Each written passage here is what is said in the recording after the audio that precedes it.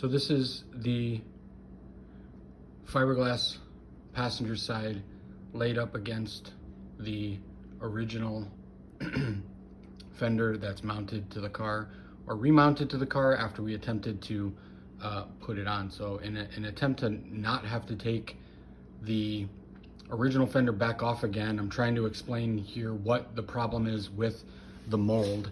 And the problem is this piece here is V'd up in this direction, whereas the original fender here is in an L shape.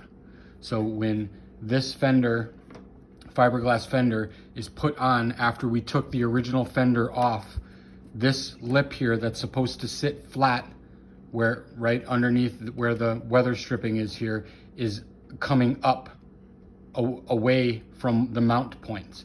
And because this is a rigid flange here that doesn't bend, when it's flat, laid flat up against this, what we get is resistance down here that can't be bent into place to fit into place because this doesn't sit flat underneath the hood.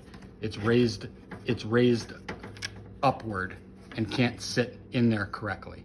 So while this may have fit with other slight modifications around, you know, the spots where we normally would think to, like between the door and such, it may have fit in there if we started to modify it. But because this isn't flat in the direction that it's supposed to, you can see again, it's going in an upward direction, and this should be going straight.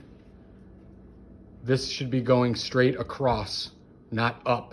It doesn't sit flat like this one. You can see the direction of the original one is down and to the left. This is the piece I'm talking about. Again, when you look at them together with each other, you can see the original one is flat and this piece here V's up and doesn't sit flat.